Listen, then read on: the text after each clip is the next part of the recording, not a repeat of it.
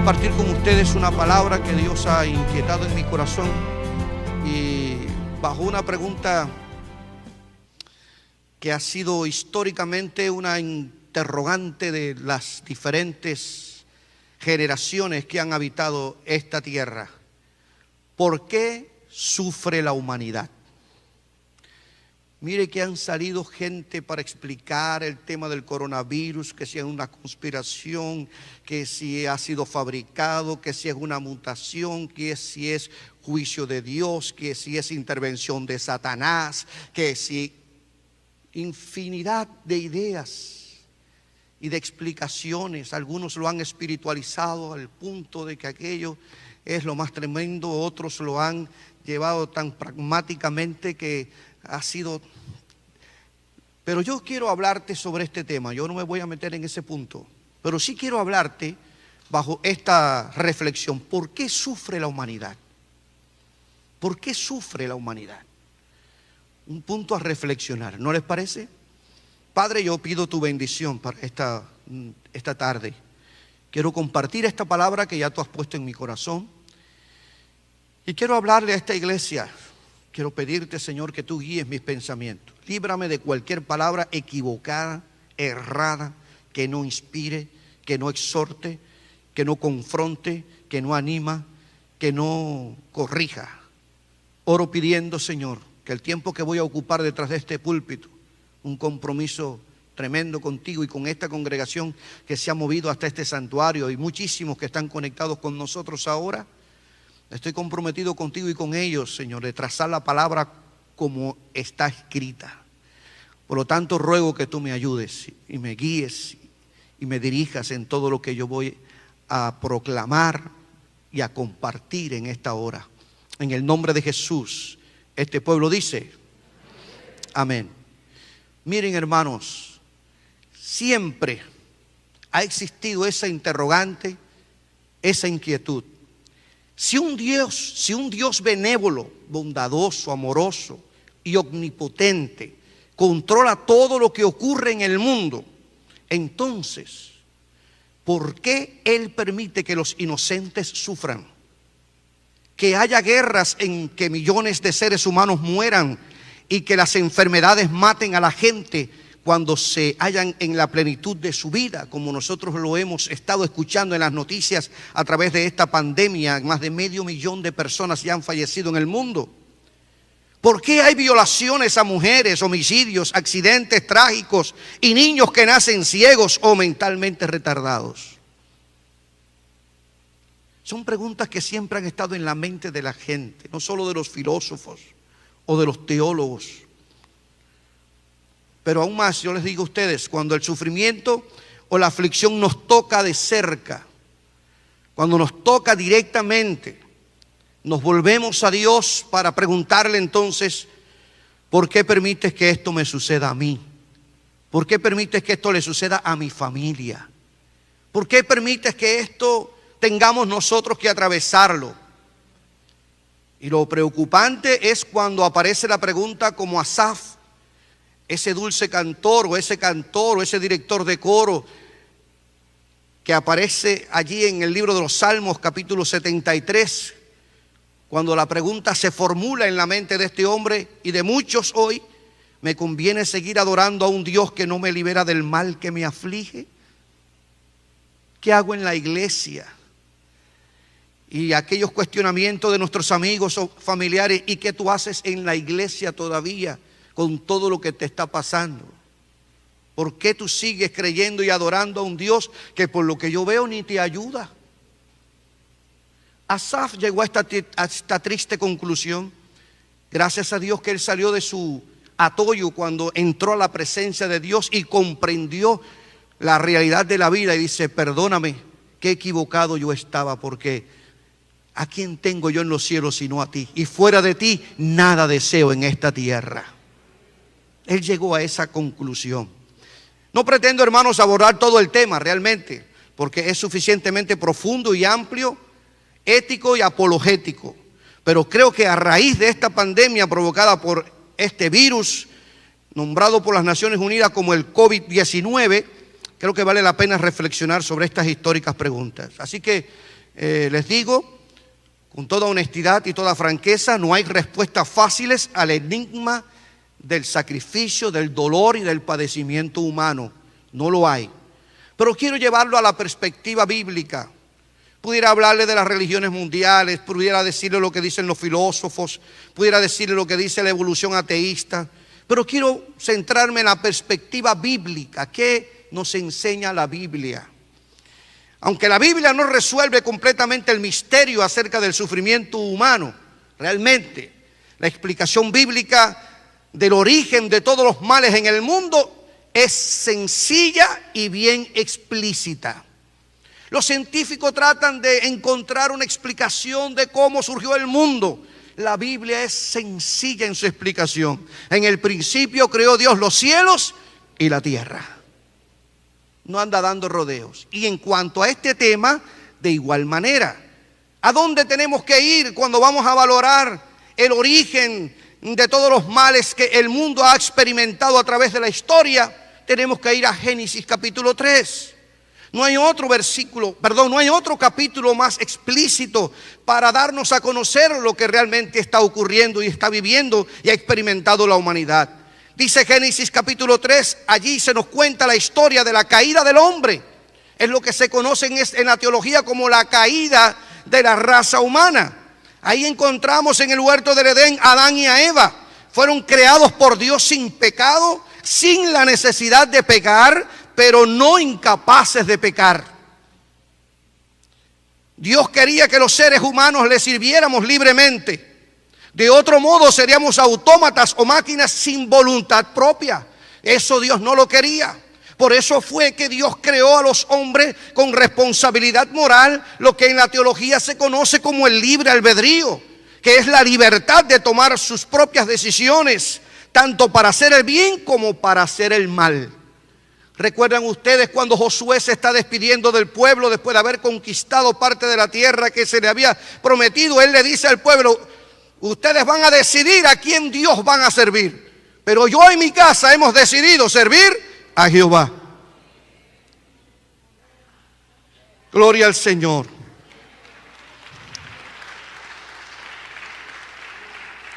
Adán y Eva, ustedes los conocen, hermano, usted conoce la historia y los que están conectados con nosotros. Adán y Eva decidieron desobedecer a Dios.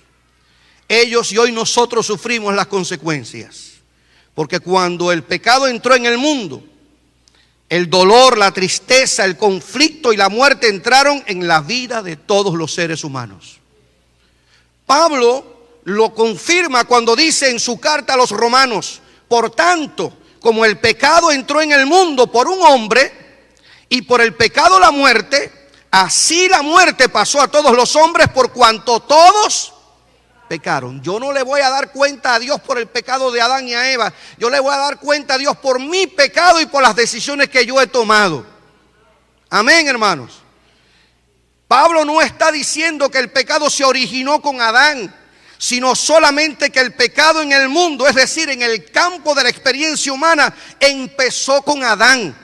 Porque la Biblia es clara. El pecado tuvo su origen con Satanás, como dice el apóstol Juan, quien desde el principio peca, quien se rebeló contra Dios en la eternidad y quiso superar a Dios. Y él vino e instigó al hombre, y al hombre cedió a la tentación y desobedeció. En realidad, todo el universo creado gime bajo los efectos del pecado y anhela la época del nuevo cielo y la nueva tierra que la Biblia nos anuncia. Amén, hermanos. Como dice Pablo en su carta a los Romanos capítulo 8 y el apóstol Pedro en su segunda carta, la naturaleza, la creación gime y será liberada cuando los hijos de Dios se manifiesten y Dios establezca cielos nuevos y tierra nueva. No podemos ignorar tampoco, hermanos, que Satanás y las fuerzas demoníacas siembran constantemente el mal y el sufrimiento humano. ¿Recuerdan ustedes la historia de aquella mujer de por 18 años? Estaba encorvada, lisiada, que no tenía posibilidad de gozar de salud. Y dice Lucas, un espíritu de enfermedad la había encorvado. Pero llegó Jesús, el que liberta, el que no solo sana la enfermedad, sino que rompe las ataduras de Satanás, y aquella mujer quedó libre y sana para gloria de su nombre.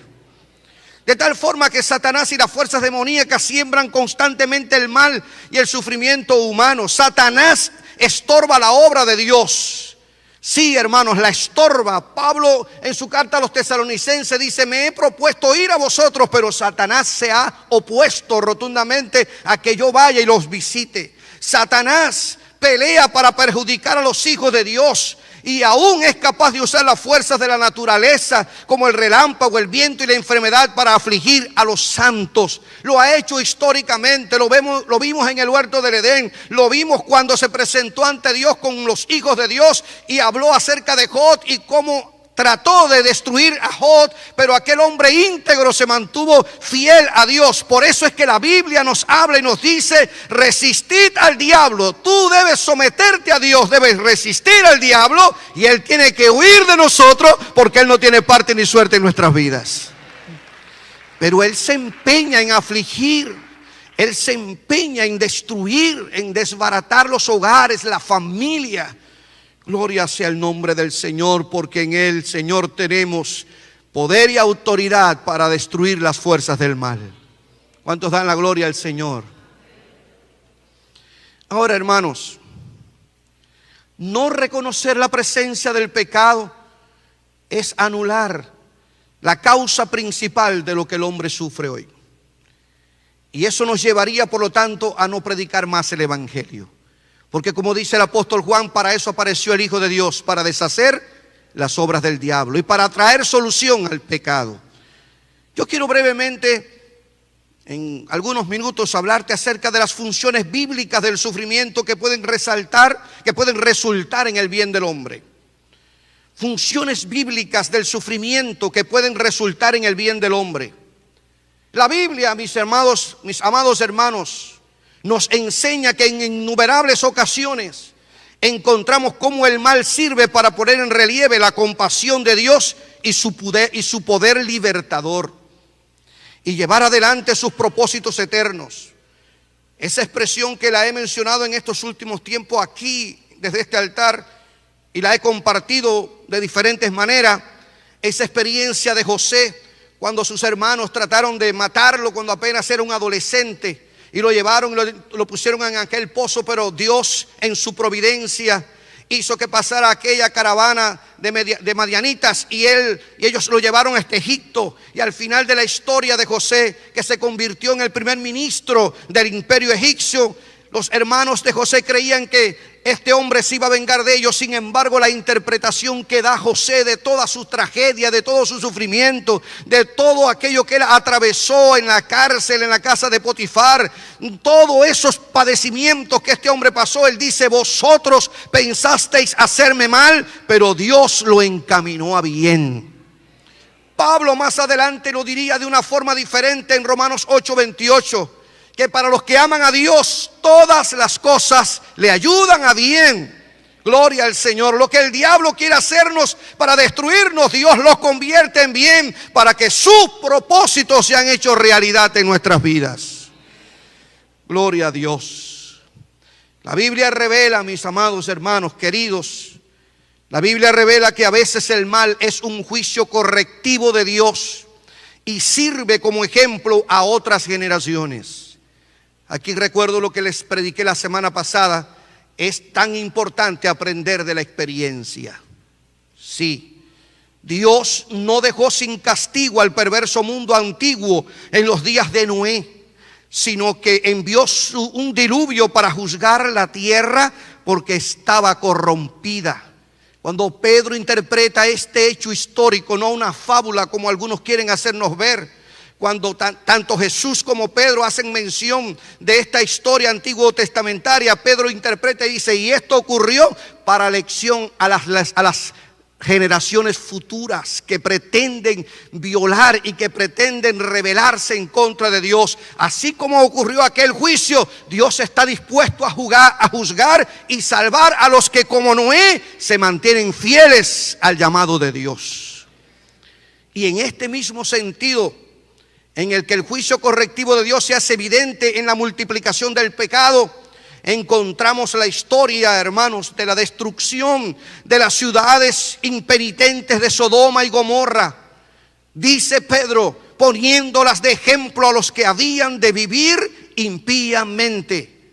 Así como Dios juzgó las ciudades de Sodoma y Gomorra, así como Dios aplicó el justo juicio sobre estas dos ciudades, de igual manera Dios juzgará, hermanos, el pecado de aquellos que impenitentemente se obstinan en mantenerse en rebeldía contra Dios. Y Dios salvará a aquellos que como Lot salen huyendo para salvar sus vidas y ahora nos refugiamos en el arca que es Cristo y en la salida de Sodoma y Gomorra, que el Señor es nuestra puerta de escape para alcanzar vida y vida en abundancia.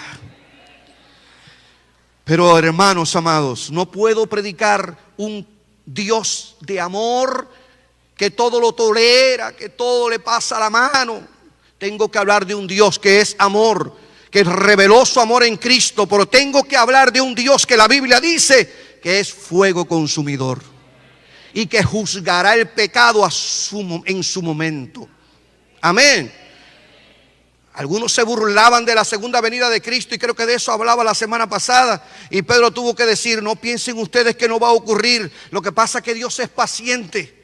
Dios es paciente para que la gente se arrepienta, pero llegará el día en que Él vendrá y juzgará con justo juicio todos aquellos que obstinadamente no han querido aceptar la puerta de salvación, la puerta de escape, la válvula de salida del pecado que se llama Jesucristo. Oh, gloria a Dios. El problema es que la tendencia del hombre siempre es a culpar a alguien. Adán culpó a Eva. Eva culpó a la serpiente. Lo que pasa es que la serpiente no tuvo a quien mirar para atrás. Y lo peor, siempre el hombre trata de buscar una puerta de escape y culpar a Dios. Las Escrituras enseñan además que a veces el sufrimiento viene para enseñar lecciones que de otro modo no se aprenderían. Amén. Si usted lee el capítulo 8 de Deuteronomio, usted se dará cuenta de la explicación espectacular que hace Moisés de por qué Dios hizo que el pueblo atravesara 40 años en el desierto hasta ir a conquistar la tierra de Canaán. De Egipto a la tierra de Canaán eran apenas semanas o meses. Sin embargo, se pasaron 40 años. Lea el capítulo 8 de Deuteronomio, usted se dará cuenta de la explicación, la interpretación que hace Moisés acerca de la disciplina que el Señor hizo que atravesara este pueblo para que fueran a conquistar la tierra. Después en el capítulo 11 del libro del profeta Oseas encontramos la misma explicación y me encanta esa expresión del profeta Oseas cuando dice: con cuerdas de amor te atraje, sin embargo tú eras como un muchacho desobediente, cabezón, que trataba de educarte, de disciplinarte, pero no había manera. Cuando te decía por aquí, tú ibas por allá, y si te decía no vayas por ahí, tú te obstinabas en ir, pero te atraje con cuerda de amor. Pero te hice atravesar por todo esto para disciplinarte, para corregirte, porque no hay forma de que tú aprendas. Tengo que tratarte como una gente que no hay manera que sea capaz de obedecer. Y es bueno recordar que la corrección se basa en el amor de Dios por nosotros, hermanos. Amén. Dios nunca nos va a disciplinar porque disfrute hacernos sufrir, sino porque está muy preocupado por nuestra madurez espiritual.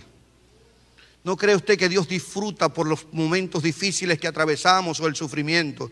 Dios, cuando nos disciplina y nos hace atravesar por momentos duros en nuestra vida, es para que nosotros maduremos espiritualmente. Aleluya. Como cualquier padre, Dios se preocupa por nuestro crecimiento. Cuando nosotros leemos Proverbios 3, 11 y 12, usted se dará cuenta que allí la Escritura dice de esta manera: no deseches, hijo mío, el castigo del Señor, ni te fatigues de su corrección, porque el Señor castiga al que ama y quiere, como el padre al hijo. Si usted ama, mire, algunas veces yo de veras me duele ver padres tan consentidores de lo malo de los hijos. son tan sumamente tolerantes, pero el padre que ama al hijo lo corrige. No lo malcría, no le tolera las cosas para que después pase vergüenza delante de las personas. Y eso mismo hace el Señor contigo y hace conmigo, porque el Señor no quiere hijos malcriados, sino hijos maduros, comprometidos con su palabra, gente capaz de verdad de transmitir una palabra y dar un ejemplo y ser testimonio del compromiso que tienen con el Dios creador del cielo y de la tierra, que han recibido como Padre Celestial. Y por lo tanto Dios tiene que disciplinarnos como Padre. Amén. La Biblia nos habla también que a veces el dolor o el sufrimiento puede ser un medio de mantener humilde a los siervos del Señor. Lo usa como un instrumento. El propio Pablo decía, y creo que esta expresión la he dicho desde este altar en estos últimos días. Pablo decía, hablándole a los Corintios en su segunda carta, de su experiencia: y para que la grandeza de las revelaciones no me exaltase, me fue dado un aguijón en mi carne, un mensajero de Satanás que me abofeté para que no me enaltezca sobremanera. Y oró a Dios por 3 veces y Dios le dijo: bástate mi gracia, porque mi poder se perfecciona en la debilidad. Y Pablo interpretó que esta situación por la que él atravesaba era una estrategia de Dios para mantenerlo humilde y dependiendo de Dios. Dice: si me quita este aguijón, es capaz que yo me crea que soy el mejor de los mejores y me infle. Y Dios muchas veces, hermanos, trata a sus siervos de esta manera, para que con la cabeza metida entre los pies, orando, dependiendo de Él, porque en definitiva todo lo que nosotros hacemos, como Él supo decir, todo lo que hacemos lo hacemos por la gracia de Dios. Soy lo que soy, decía Él, por la gracia de Dios, porque yo no merezco ocupar el lugar que ocupo, no lo merezco. Fui perseguidor de la iglesia, estuve de acuerdo a que mataran a Esteban, yo no debería estar ocupando este lugar, pero por la gracia de Dios soy lo que soy. Y este aguijón es para que yo no me enaltezca, porque cada uno se conoce, cada uno conoce sus debilidades y flaquezas, cada uno sabe, hermanos, aquello que le puede hacer caer y tropezar. Y dice Pablo: este aguijón ha sido una estrategia de Dios para que yo no me vaya a enorgullecer. Le he dicho que me lo quite, pero Él me ha dicho: te lo voy a dejar, bástate mi gracia, porque mi poder se perfecciona en la debilidad.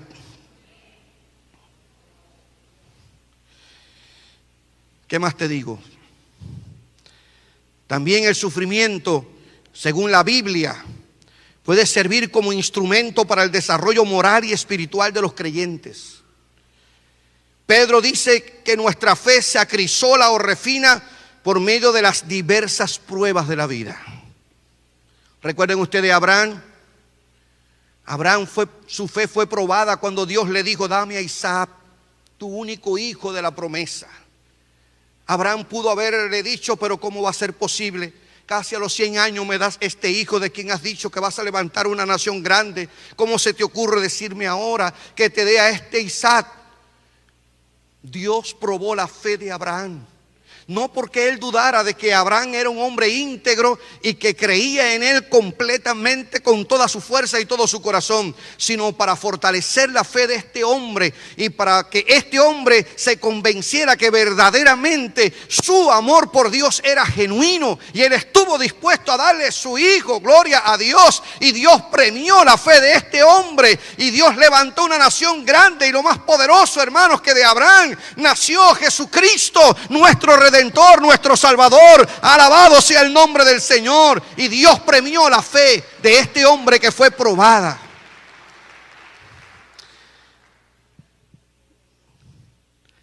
En otras ocasiones le he dicho que Dios no pone a prueba a la gente para el bien de Él, sino para el bien nuestro. Creo que el domingo pasado, no recuerdo. Dios no nos prueba para convencerse de que, no, William, yo quiero convencerme de que William puede. Yo quiero convencerme de que Vilma puede. Yo quiero convencerme de que Efraín puede. Yo quiero convencerme. No, Dios no nos prueba para convencerse. Dios nos conoce a nosotros más que nosotros a nosotros mismos. Dios nos prueba para que nosotros nos convenzamos que verdaderamente con su ayuda y su guianza y su poder, sí podemos hacer lo que Él quiere que nosotros hagamos. Amén. Gloria sea al Señor. Ahora, tanto Santiago como Pablo enseñan que las diversas pruebas de la vida educan al creyente en la constancia y la paciencia. Hay quien dice, yo no le pido a Dios que me dé paciencia, porque la Biblia dice que el que pide paciencia, pide prueba. ¿Y qué más prueba de la que yo tengo? ¿Usted no ha oído creyente así? Claro que sí. Claro. Pero sin embargo, la Biblia nos enseña, tanto Pablo como Santiago, que las diversas pruebas educan al creyente en la constancia y la paciencia y lo ayudan a crecer en carácter y rectitud. ¿Cómo formamos nuestro carácter? ¿De qué manera nos hacemos constantes? ¿De qué forma fortalecemos nuestra fe? ¿De qué manera nos comprometemos más con Dios? Si no es, hermanos, sobreponiéndonos a las diversas batallas y problemas de la vida. Nadie dijo que el evangelio era una alfombra roja con rosas blancas y con una orquesta sinfónica esperándonos en el cielo. Nadie lo dijo. Jesús fue claro cuando llamó a sus discípulos. Él dijo, en el mundo vas a tener aflicciones, pero confiad, yo he vencido al mundo. Cuando oró por la iglesia, cuando oró por los cristianos, no le dijo, quítalos del mundo, mételos en un monasterio o sácalos de todo. No, dijo, están en el mundo. Lo que te pido es que los guardes del mundo, que los preserves del mundo y que a través de su unidad el mundo sepa que yo estoy en ellos y que los he cambiado, los he transformado y que pueden sobreponerse a todas las batallas de la vida. El monasticismo es algo contrario totalmente a lo que el Señor oró en Juan capítulo 17, hermanos. Alabado Dios. ¿Qué les digo? Es el método de Dios, es la manera en cómo Dios trata. Yo no soy quien para cuestionarlo. Simple y llanamente le digo, Señor, mi vida está en tus manos. Como dijo María cuando se le anunció que tendría un bebé y ella apenas era una adolescente que ni se había casado. He aquí tu sierva, hágase conmigo conforme a tu voluntad. Esto me va a traer problemas, la gente me va a acusar de que salí embarazada, que José, que me violó, pero yo estoy aquí para que se haga tu voluntad. Tú te encargarás de resolver todo lo que esto implica, porque si esto está en tus planes y programas, tú harás lo mejor para que tu nombre sea glorificado. En conclusión, hermanos, te dirá gracias, Padre, porque el pastor hoy vino corto. Mire, aunque la teología, es que de aquí ahora en adelante que se pone bueno, Mire, aunque la teología bíblica no aclara perfectamente el misterio del mal o el sufrimiento en este mundo, sí hay algo tremendo que tengo que decirle. Sí ofrece solución. Sí la ofrece, hermanos. El apologista Lewis, este británico, este inglés, observó que la contribución singular de la doctrina cristiana al problema del mal y el sufrimiento humano consiste en el hecho de que Dios cargó sobre sí mismo el pecado y sus consecuencias funestas. Cuando nosotros leemos el libro del profeta Isaías, encontramos una palabra tan preciosa. A partir del capítulo 50 del libro de Isaías, nosotros lo conocemos como la parte de este libro que tiene que ver con el siervo de Jehová, para hablar acerca de la persona de Jesús. Y el profeta Isaías dijo del siervo sufriente para referirse al sacrificio de Cristo, el Hijo de Dios. Él dijo, Él fue traspasado por nuestras rebeliones. Escuche bien, o léalo ahí en la pantalla. Él fue traspasado por nuestras rebeliones y molido por nuestras iniquidades. ¿A quién se está refiriendo? A Cristo. Unos 700 años antes de que esto ocurriera, pudieran por lo tanto sustituir este artículo personal, Él, o este pronombre, mejor dicho, Él, por decir Jesucristo, fue traspasado por nuestras rebeliones y molido por nuestras iniquidades. Sobre Jesucristo recayó el castigo, precio de nuestra paz, y gracias a sus heridas fuimos sanados. En definitiva, ¿quién cargó el pecado de la humanidad? ¿Quién lo cargó, hermanos?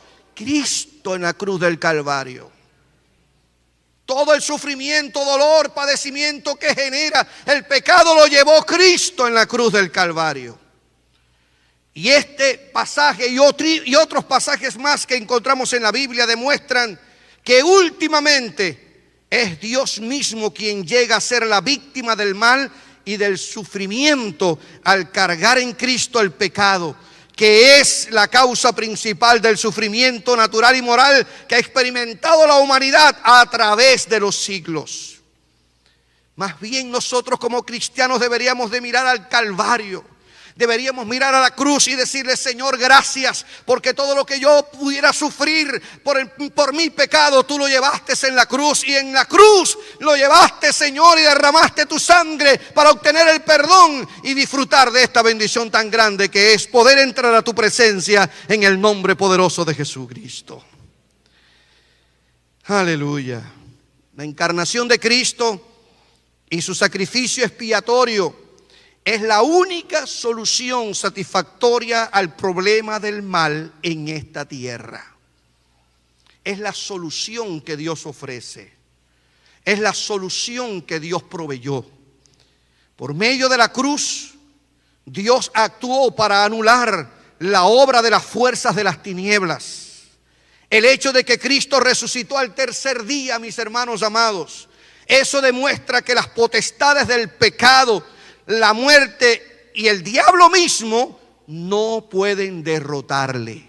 Resucitó para no morir más. Resucitó para sentarse a la diestra del Padre hasta que todos sus enemigos sean puestos bajo los estrados de sus pies y Él tome dominio y autoridad sobre este mundo y gobierne como Rey de Reyes y Señor de Señores.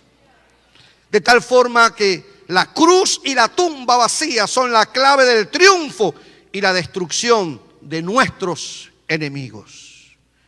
Los filósofos, las religiones mundiales y la gente en general se preguntan: ¿cómo se puede armonizar los grandes males del mundo con un Dios soberano y bondadoso?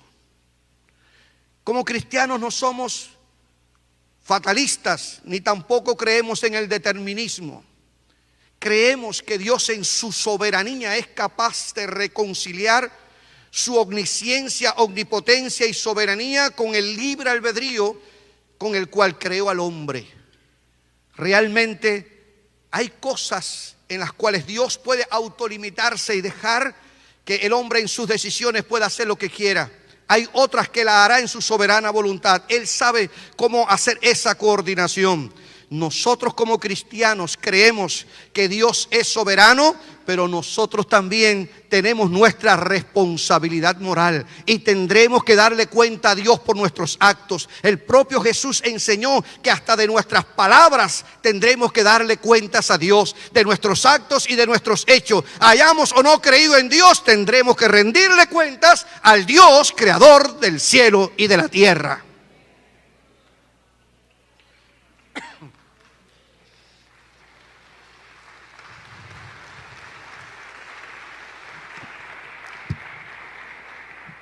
¿Cómo se puede armonizar los grandes males del mundo? Y ahí usted está incluyendo el coronavirus con un Dios soberano y bondadoso. ¿Dónde está Dios? Muchos escépticos tal vez le han preguntado: ¿y dónde está Dios? Ese Dios que ustedes predican, ¿dónde están los predicadores que hablaban de sanidad divina?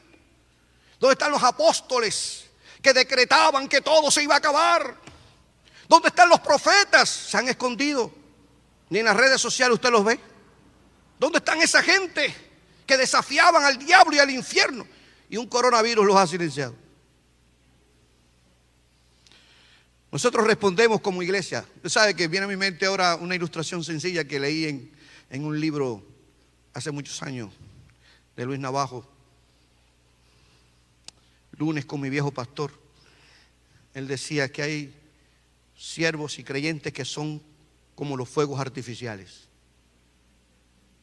Lanzan y brillan por segundos, Pero después lo que usted encuentra es el cartón quemado. ¿Es cierto o no? Decía él en su ilustración, es preferible ser esa vela que con su llamita se mantiene alumbrando en lugar oscuro.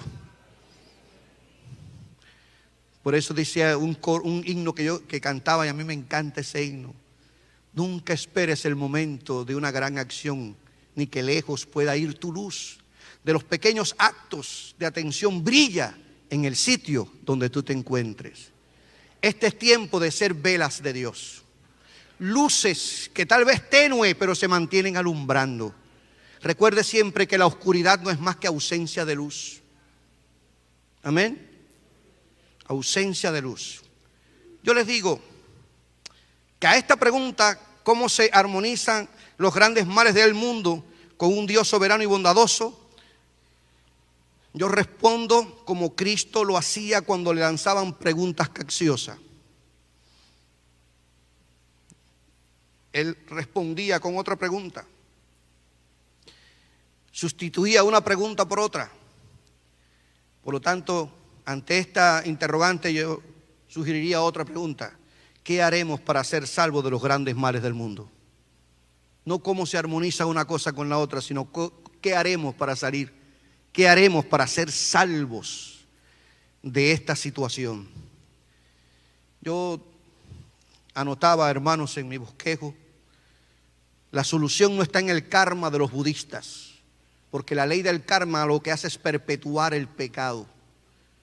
Si tú fuiste un marido abusivo con tu esposa, dice la ley del karma, que es la reencarnación, tú vendrás en otra vida siendo una mujer que tu marido te va a abusar. Y por lo tanto eso lo que hace es perpetuar el pecado. La solución no está en el karma como una de las religiones mundiales, ni en negar el mal moral o el pecado como enseña la equivocada ciencia cristiana que dice que el mal no existe, que el pecado no existe, ni en esperar que el mal moral se erradique por medio de la educación y la socialización de la humanidad como enseñan los evolucionistas ateos y los materialistas, que en la medida en que las fuerzas productivas se desarrollen, el mal moral iría desapareciendo. Sin embargo, ha sido todo lo contrario.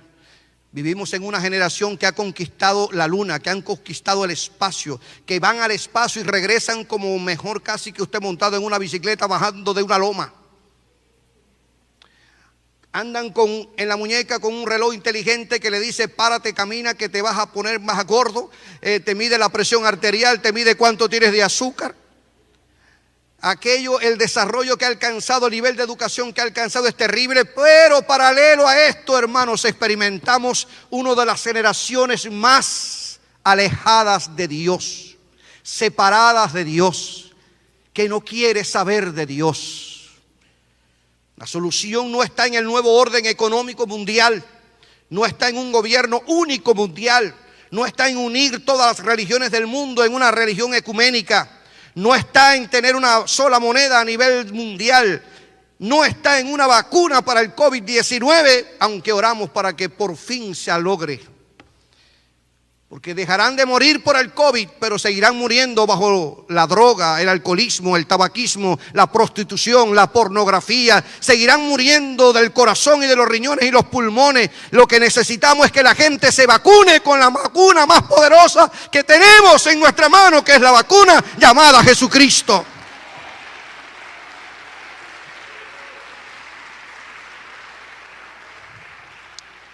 Los grandes males del mundo no están en los cambios sociales, aunque deseamos que cese el hambre y la miseria.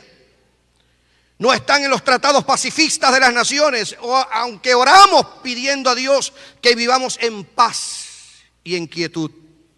Así que, hermanos, como iglesia, seguiremos alzando la voz en un mundo cada vez más globalizado, que es cada vez más ateo y que se revela abiertamente contra Dios y el Evangelio, para gritar a los cuatro vientos y por todas las plataformas sociales que hay una respuesta de Dios para los grandes males y sufrimientos de la humanidad, que se llama Jesucristo.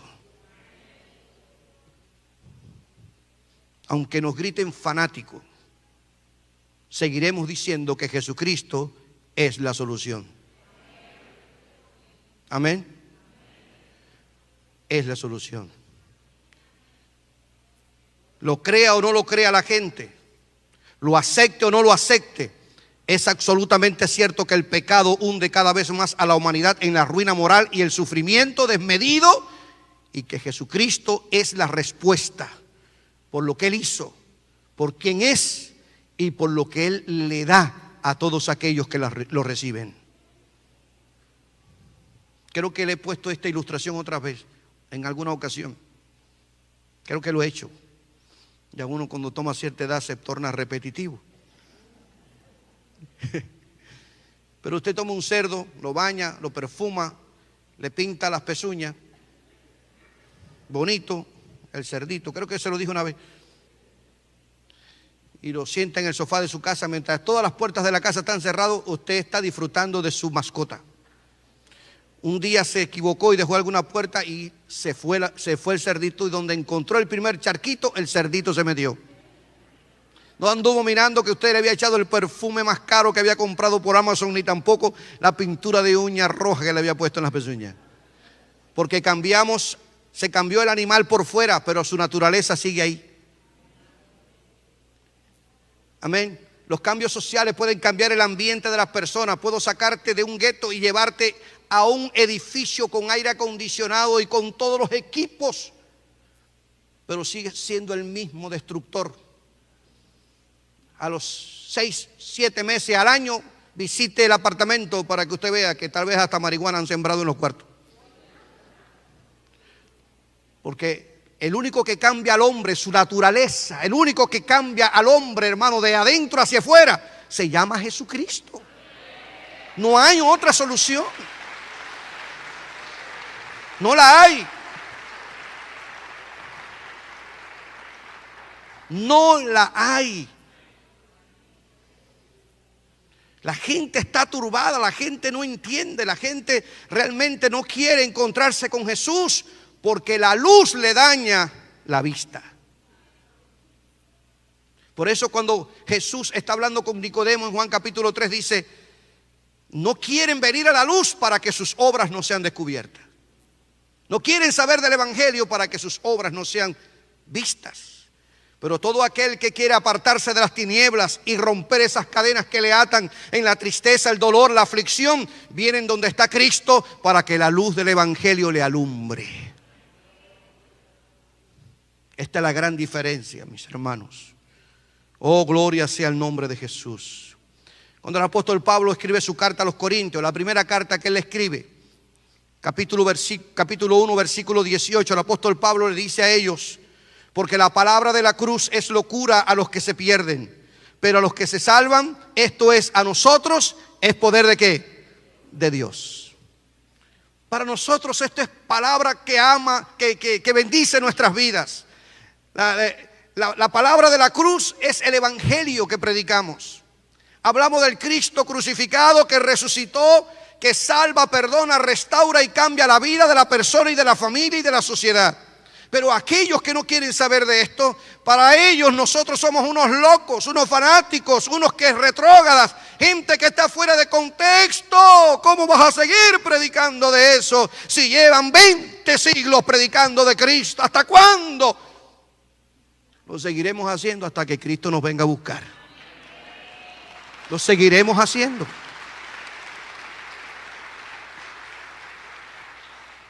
El Señor dijo: si de mí se burlaron, y levantó muertos. En eso yo siempre me pongo a pensar.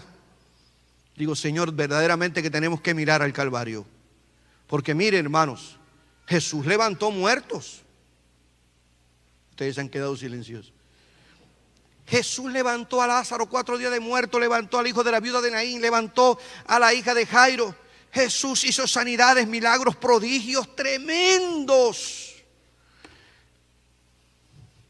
Sin embargo, se levantaron en contra de él, lo llevaron a la cruz, lo acusaron de ser un impostor, un hereje.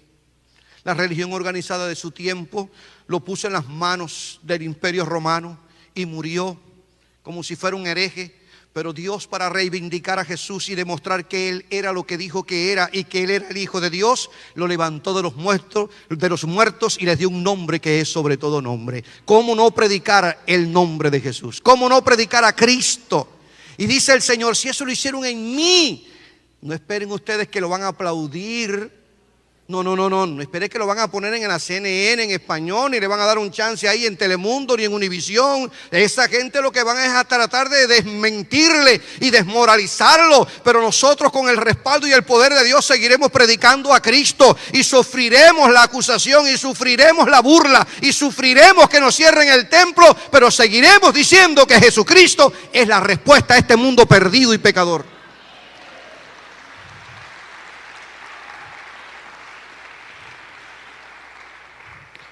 Ya nosotros en Cuba experimentamos toda esa serie de limitaciones. Sin embargo, la iglesia se mantuvo en pie. Y en el mundo entero donde la iglesia ha permanecido, ha tenido que sufrir por la causa del evangelio. Amén. Oh, gloria a Dios. Miren, hermanos, si alguien insiste en buscar una respuesta de Dios al problema del mal y el sufrimiento humano, la respuesta divina se encuentra en la segunda venida de Cristo, la resurrección de la humanidad, el juicio de los injustos y la recompensa de los fieles creyentes. Cristo vendrá. ¿Cuántos lo creen? Cristo vendrá. ¿Cuándo? Cuando el Padre lo disponga. Va a ser que usted me venga diciendo, es que viene ahora el próximo 1 de septiembre. Cuando el Padre lo disponga, Él en su soberana potestad, Cristo vendrá y establecerá un nuevo orden en la tierra, en el cual todo mal será expulsado y todo sufrimiento. Gloria a Dios. El apóstol Juan dice en su libro de Revelaciones, el Apocalipsis, vi un cielo y una tierra nuevos. La santa ciudad, no entrará en ella ninguna cosa impura o que haga abominación, y viviremos eternamente disfrutando de la presencia de Dios, fuera de sufrimiento, de dolor, de enfermedades y padecimiento. Allí no habrá necesidad de doctores ni hospitales, ni de Bengay, ni tampoco de aspirina, porque el Señor será nuestro médico y con Él disfrutaremos por la eternidad.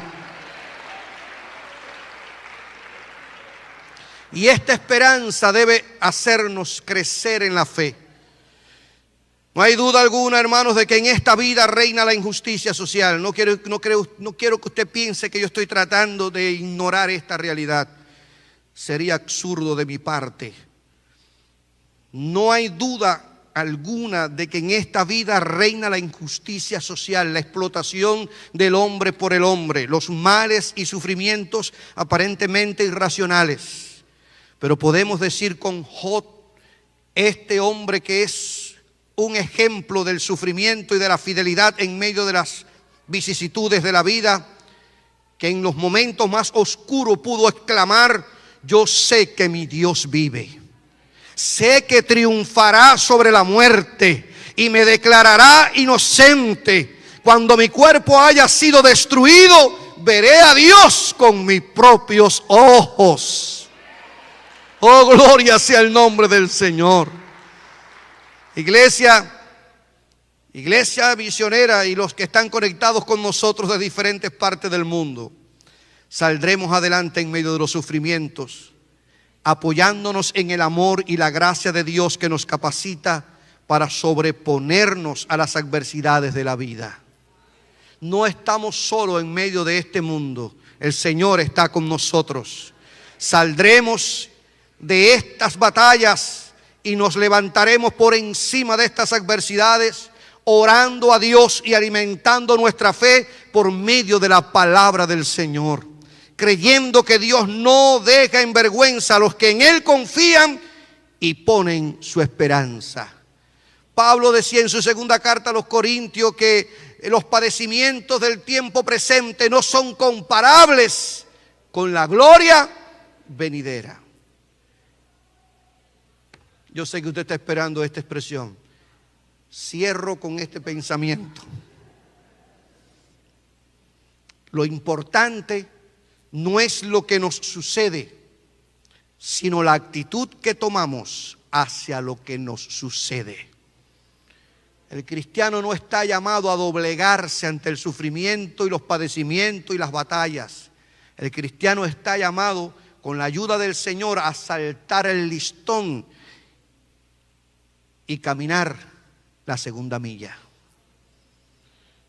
Mis amados hermanos, Dios no nos abandona en el día de la crisis. Jesús dijo, y esta palabra me encanta siempre decirla: yo estaré con ustedes todos los días del mundo. Todos los días del mundo.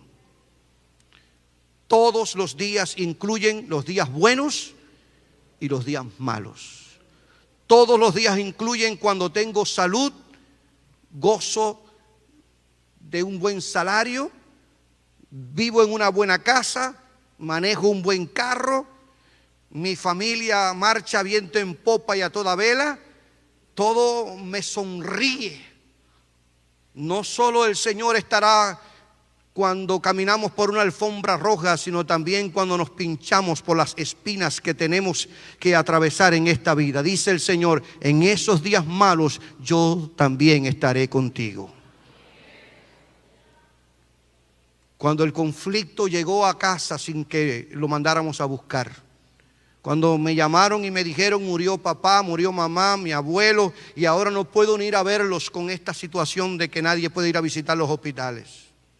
El Señor dice, yo estaré contigo cuando el manager te diga, hasta aquí, la compañía cerró, tienes que irte. Dice el Señor, no te voy a dejar, yo soy tu proveedor. Cuando el médico te dijo, necesitamos investigar un poco más, porque parece que ese ultrasonido, parece que ese escáner está dando allí algo un poquito extraño, dice el Señor, yo estaré contigo también. Esa es la gran diferencia del cristiano ante las batallas y los sufrimientos de la vida. Que no los enfrentamos solos, que tenemos la confianza y la seguridad de que el Señor está con nosotros. Como dice el profeta Isaías, como un poderoso guerrero, como un poderoso gigante.